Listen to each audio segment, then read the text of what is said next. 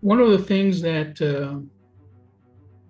made David stand out in order for God to choose him is that he was someone that did not care about the fame and the recognition, but he was more concerned about his daily chores, concerned about what he had to do for that day, and he was very responsible for his daily duties.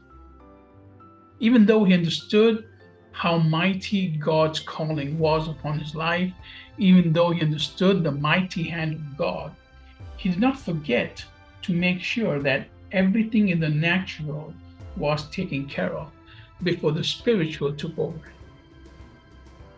When David got anointed, by the prophet, it says the Spirit of God came upon David and therefore transformed him.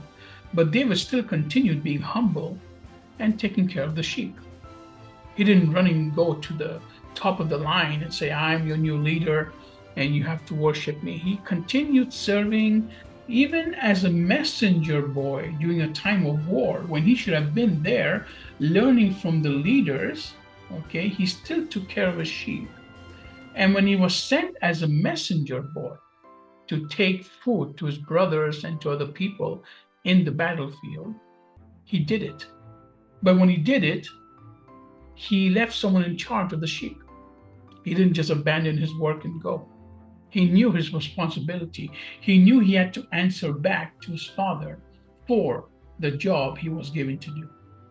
And this is a quality many of us lack. But David had this quality. Even when he got to the battlefield, as if you read in 1 Samuel chapter 17, this whole thing that happens, the provisions that was given to him to give to his brothers, when he was going to the battlefield and there he sees what's happening, he puts it aside and puts it at the care of someone who would take care of the provision. So David had the responsible heart of God, that he's responsible not only in the natural, but then he knows that this will also work in the spiritual. The mighty hand of God, he knew the promises, he knew what God could do. And the heart of a shepherd has to be that. It has to be able to receive correction and to correct others. And David had this. He was responsible in the natural. He wasn't someone that just floated above the ground and called himself mighty because he understood God more than anybody else back then.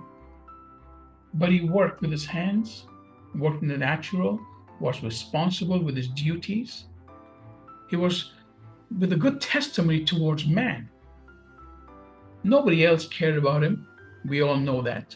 Even after he got anointed, he was still sent to do the simple work of a tiffin boy, of a messenger. But he still kept himself humble, went, and then we see later on how God uses him simply because he was obedient in the natural, trusted in God, and God used his mighty power upon David. And as we continue with this series upon David, you will see how wonderful it was what God did. And later on we will see, when you continue with us, we will see what mistakes David did that made him lose a lot of what God had promised him. So continue with us, and God bless you.